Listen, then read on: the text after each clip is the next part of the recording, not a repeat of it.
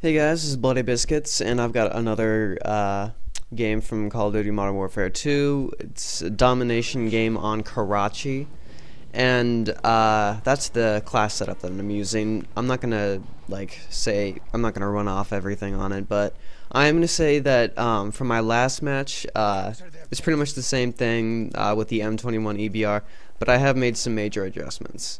So first off, it's no longer silenced because the attachment is extended mags. You never know if you're gonna need to spray like a bunch just on like maybe 3 people that appear out of nowhere. So, you know, the extended mags is just there because I could have full metal jacket on and it wouldn't really make a difference. But you know, extended mags is okay.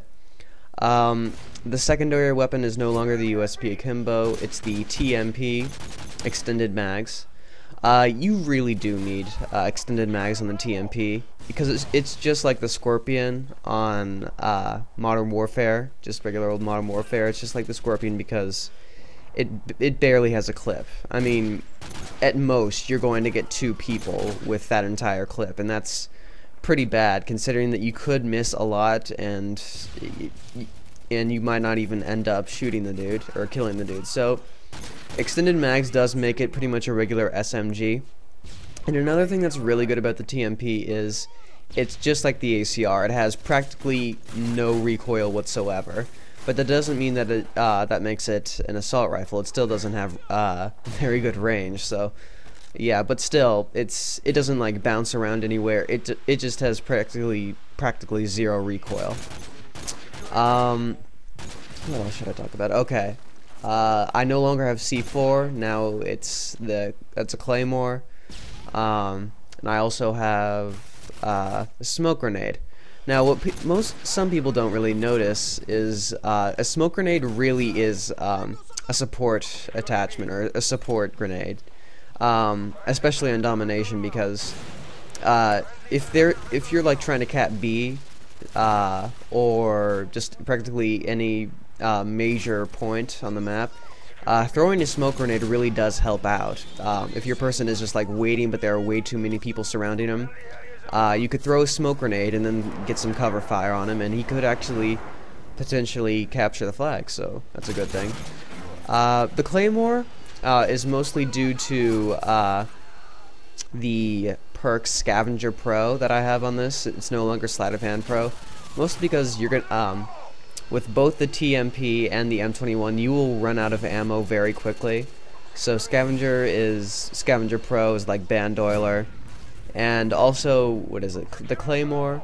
Well, it is like this infinite Claymore trick. See right there, I use the smoke grenade. Since I'm pretty much in a hot situation, I just have to throw it down, and you know I'm all right.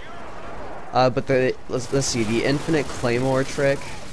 It works with Scavenger and the Claymore. Pretty much what happens is you throw down a Claymore and you kind of like patrol a house and snipe and do what snipers do. And then if somebody gets killed by the Claymore, then you can just run up to the dude, pick up the blue Scavenger package, and that will refill your Claymore, and you can just throw it down again, and people will just keep on running into it, and you can just keep on throwing down Claymores.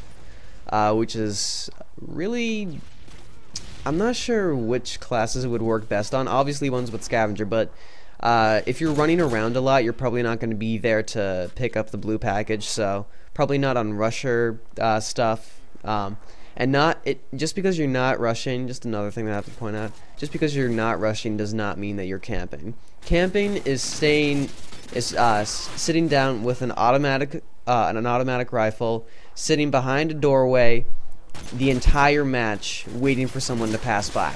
That is camping, and that is bad. Staying in one spot for 10 seconds because you think that somebody is waiting for you on the other side, that's just being patient. That's not camping, and it does not ruin the game. So I just have to point that out. I may talk about a little bit about camping later, but I haven't even finished on my class yet. I have Cold-Blooded Pro instead of Stopping Power because, in all honesty, Stopping Power does not help this gun. You're mostly going to be going for the head, and and you're trying to just get 2 shots really quickly on it. You're not trying to get the 1 shot in the upper body. It's much more efficient to do the 2 shots instead of having to just like randomly try to hit for the upper body and end up probably missing, because the M21's accuracy isn't the best. So cold-blooded works, and with the TMP just firing bullets off like crazy, stopping power really isn't going to help it out. So that's why I have Cold-Blooded Pro. And lastly, I have Ninja Pro. That hasn't changed. Ninja Pro is just good, you know, keeps you away from heartbeat sensors. People can't hear you coming. Lol.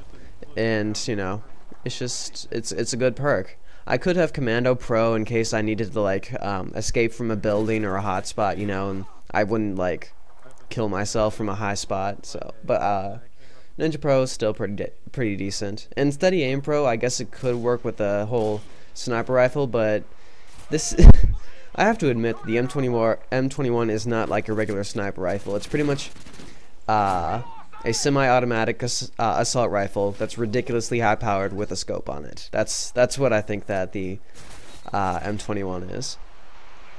Now, oh yeah, the kill streaks that I have are UAV, Predator Missile, and Harrier Strike. Those kill streaks right there are pretty much the most useful kill streaks ever.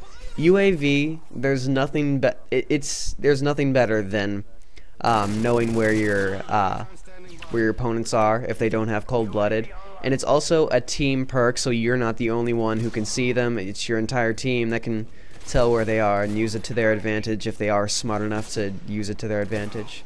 So UAV is practically a staple. I mean, if you're playing with a friend or something, just make sure that one of you guys has UAV, get that way that if nobody's running UAV, then you know you have somebody who at least can get the 3 kills or 2 kills if you have hardline and get that UAV. The Predator Missile, it's practically an automatic kill. I mean, if you accidentally mess up or something like that, you know, it's okay. But still, it really is just it's a staple kill streak. I mean, practically everybody has it. I mean, you either pick that or the sentry gun. And in all honesty, the sentry gun is good, but I'm not sure if it adds to your kill streak, and it takes a while to get. I mean, it's just like the care package. You have to throw the marker down, you have to wait for it, and then you have to place it down. And it only lasts for like a minute and a half or something like that. I'm not exactly sure what the exact time is, but you know, it's not the best, but it is pretty useful if you're trying to hold a spot down, or you know, a flag down. But you know, the Predator Missile is just an automatic kill. It builds to your next kill streak if you have it. If you have the Predator Missile as your last one, that's okay too. But I mean, one of the great benefits of the Predator Missile is it very quickly adds to your next kill streak. And of course, the Harrier Strike. It's either that or the attack helicopter. And this thing is just, it's a beast, honestly. It is very fragile. I mean, a Stinger can take it out really quickly most of the time. But if nobody runs it, if nobody's pulling out the Stinger missile, then this thing will just go on a tangent, because it is just like the helicopter from Modern Warfare, and it's just as lethal because back then you didn't have launchers. So yeah, that's how good the Harrier Strike is.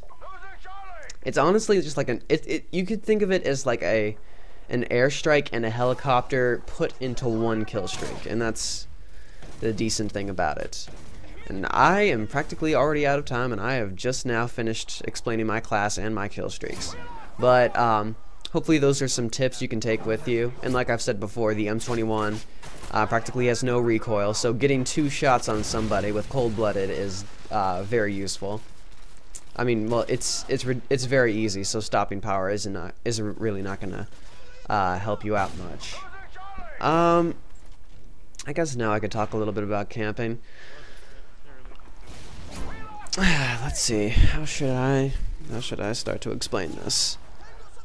Camping is just another part of a game, and people can pretty much accuse anybody of camping for just about anything. That's what I've noticed so far. You can accuse anybody of camping for about anything because people who rush a lot just hate being tripped up by people who aren't rushing, and you know, it's just ridiculous. And they don't even see the half of it. I mean, all they see is maybe 5 seconds from a kill cam, and what they don't know is that you could have seen them maybe like 10 seconds before, and that you're waiting behind a doorway because you knew they were coming, and that's not a bad thing. That's just being tactful.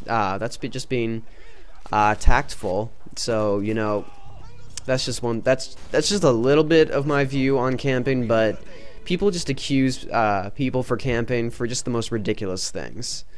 That's the end of this little video, and hopefully there will be more to come. See you guys later.